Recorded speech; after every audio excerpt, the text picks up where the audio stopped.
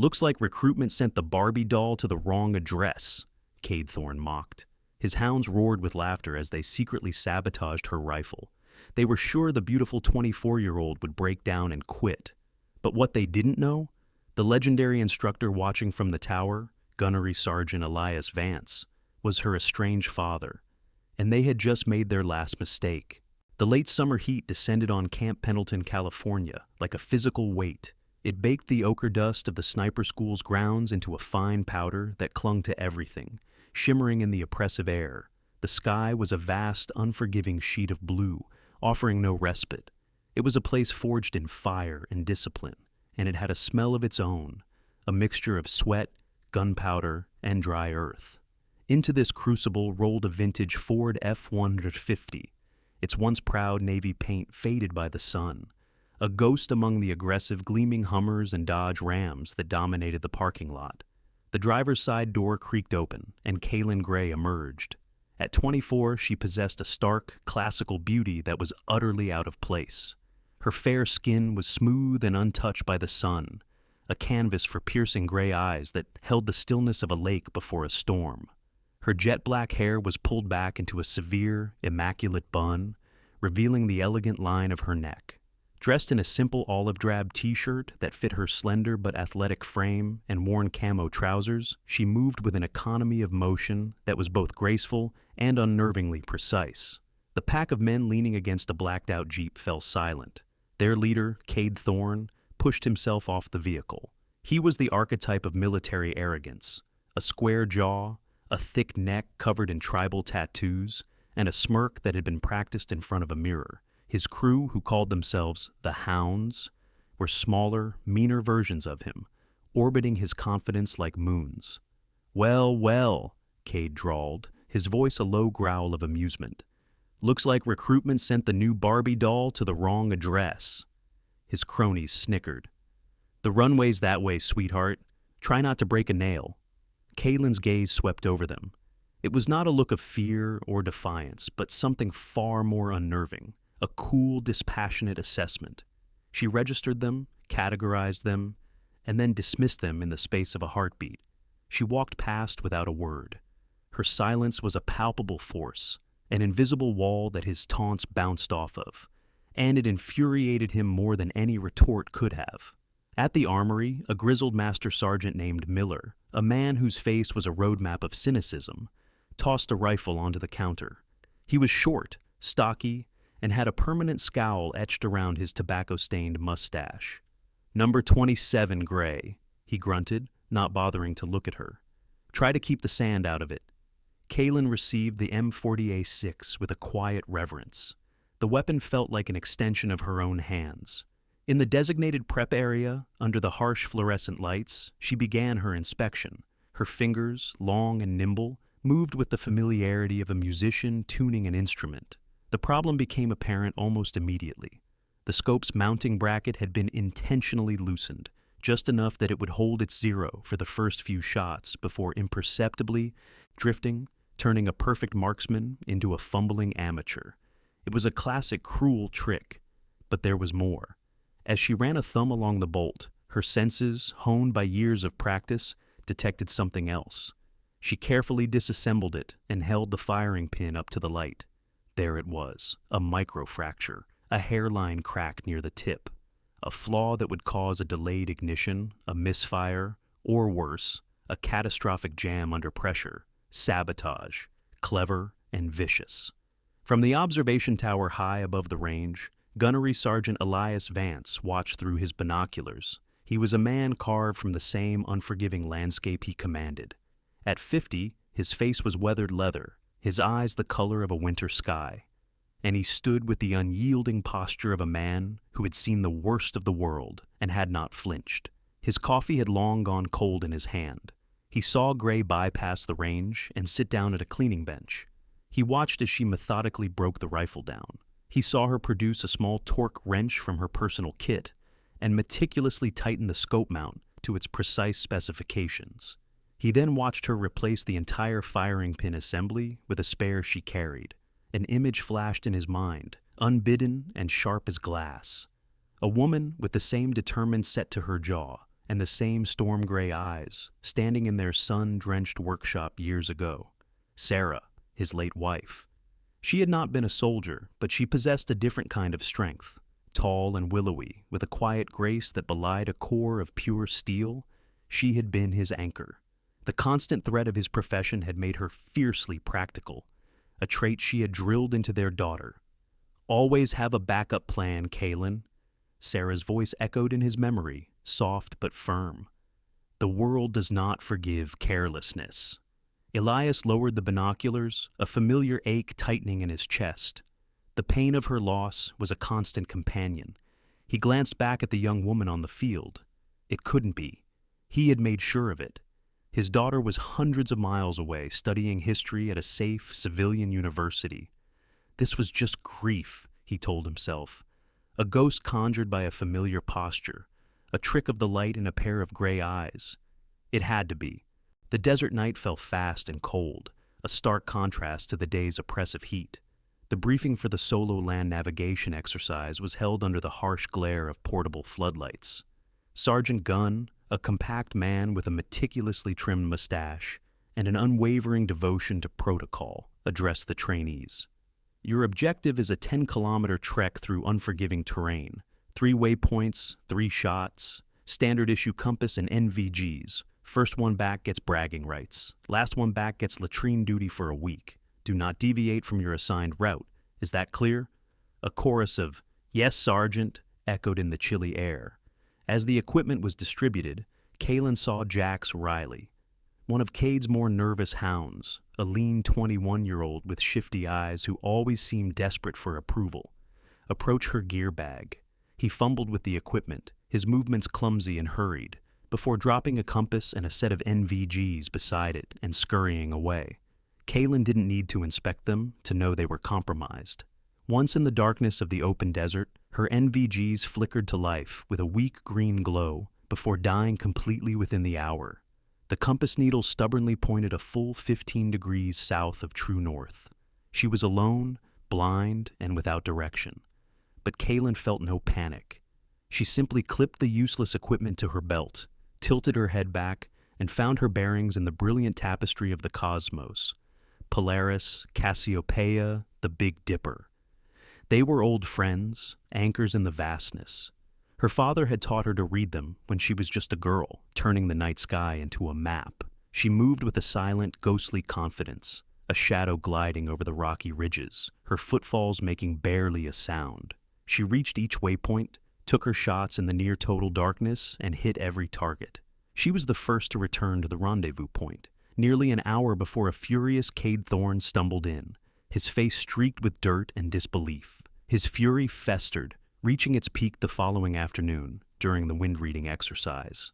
The target was a small steel plate, a mere 30 centimeters wide, placed at an impossible 1,200 yards across a deep canyon, where the wind swirled in unpredictable, violent currents. It was a shot designed to separate the masters from the merely proficient.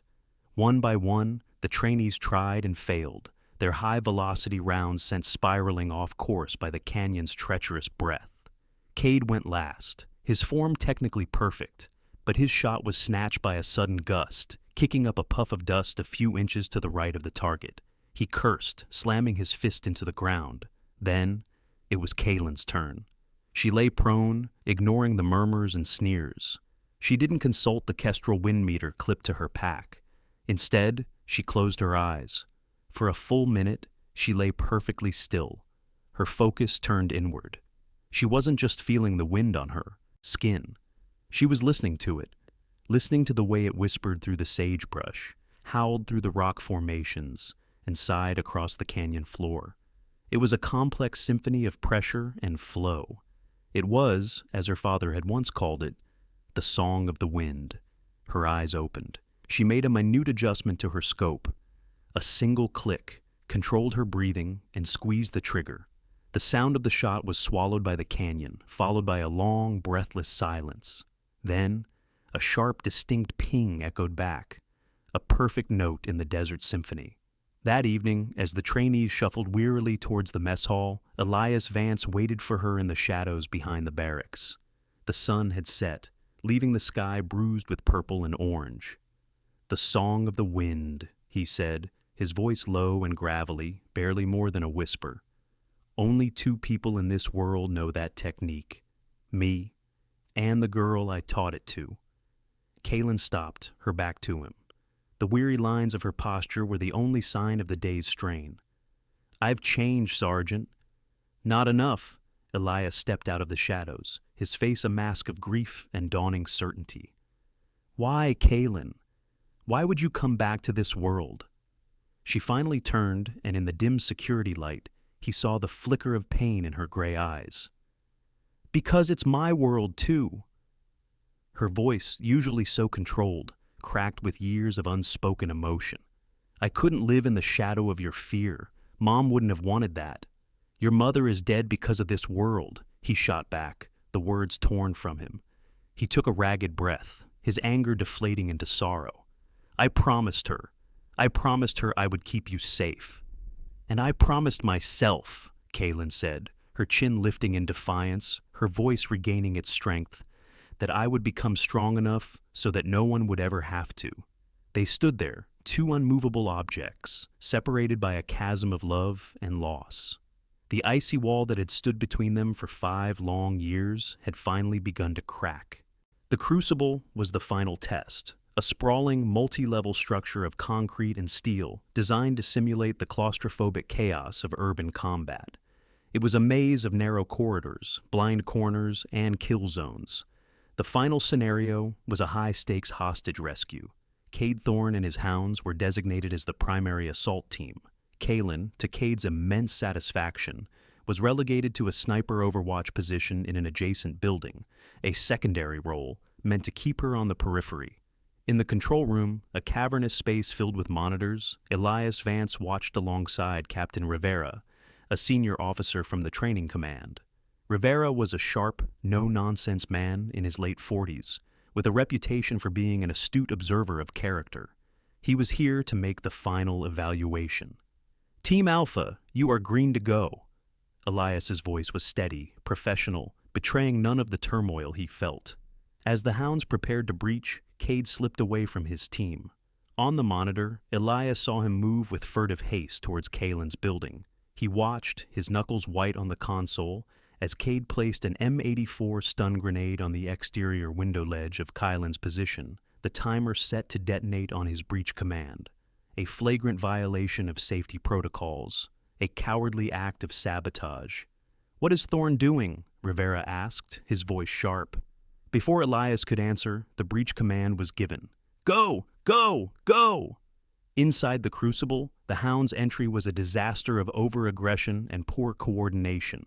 They bunched up at the doorway, shouting over each other. Jax Riley, clumsy in his haste, stumbled hard against a rusted electrical panel, knocking the cover clean off. A shower of sparks erupted, igniting the thick layer of dust and cobwebs within.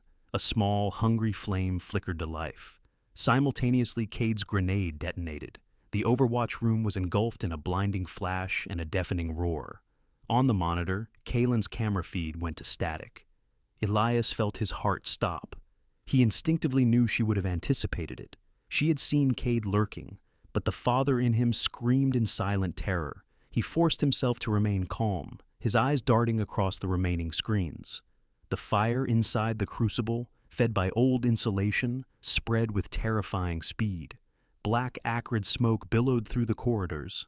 The building's ancient sprinkler system activated, but the water hitting the exposed, live electrical panel caused a massive short circuit.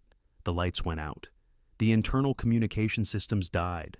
The electronic locks on the doors slammed shut. In the control room, the monitors showing the interior of the crucible went black, one by one. The radio hissed with static.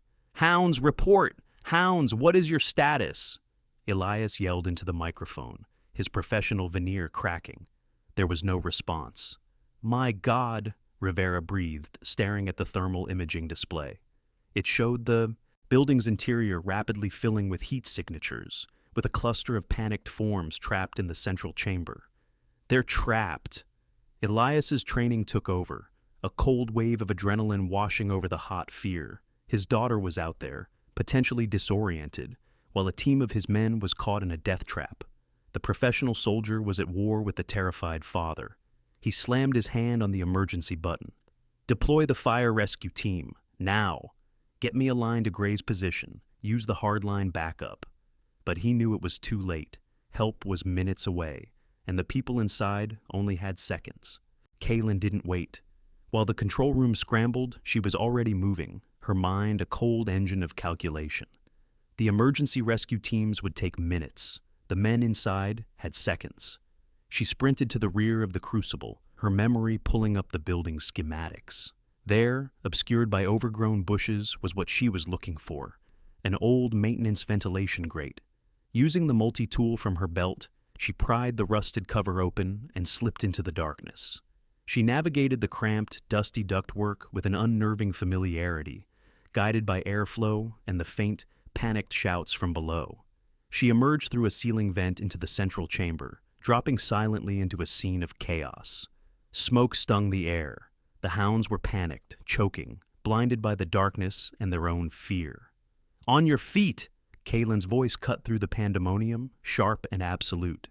It was not a request. It was a command forged in authority they didn't know she possessed. They stared at her, a phantom appearing from the ceiling. She was already moving, her flashlight beam cutting through the smoke. Leo Morales was on the ground, clutching a hand seared by an electrical burn. Kaylin was at his side instantly, applying a sterile dressing from her personal med kit with practiced efficiency. "Pressure here," she ordered Jax Riley, forcing him to focus. "Thorne, status report." Cade, his face pale with terror, could only stammer. "The doors, they're locked." "There's another way," Kaylin said, pulling them to their feet. "Follow me. Stay low." She led them not to the main exits, but through a series of maintenance corridors she knew would be clear. She was a beacon of calm in their storm of panic. When she kicked open a final fire door, they stumbled out into the night air, greeted by the flashing lights of fire trucks and the astonished faces of the rescue team. Elias and Captain Rivera stood at the forefront, their expressions a mixture of relief and utter disbelief. The investigation was swift and decisive. Captain Rivera, having witnessed the sabotage firsthand from the control room, left no stone unturned. The security camera footage clearly showed Cade planting the stun grenade.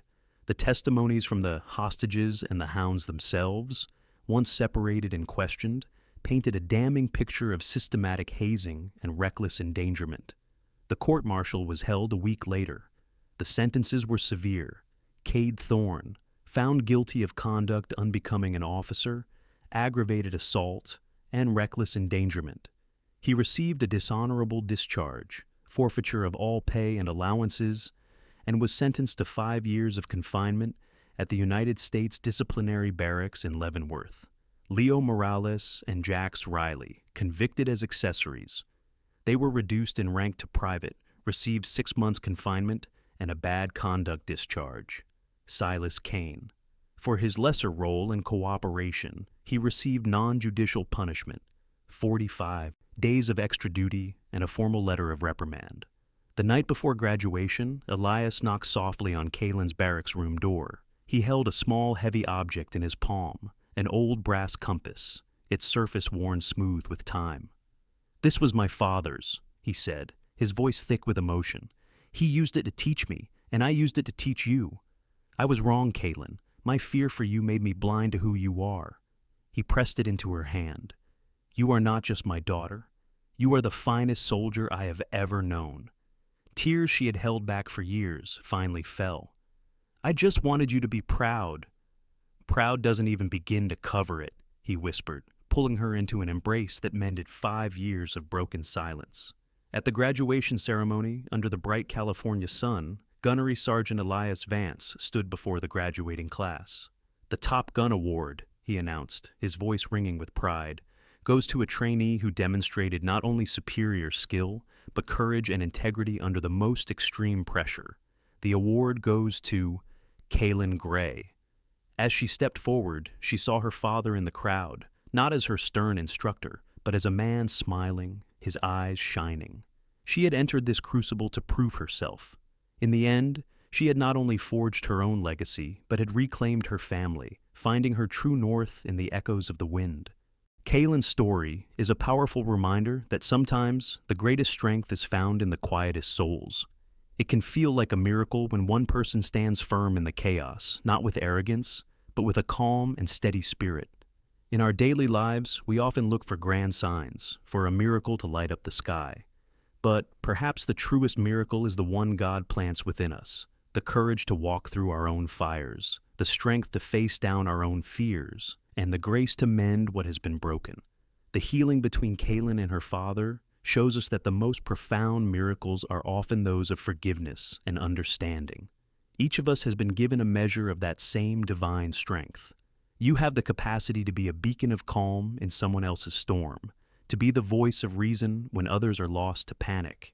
If this story resonated with you, please share it with someone who might need a reminder of their own inner strength. Let us know your thoughts in the comments below, and be sure to subscribe to the channel for more stories that inspire. May God bless you and all those you love.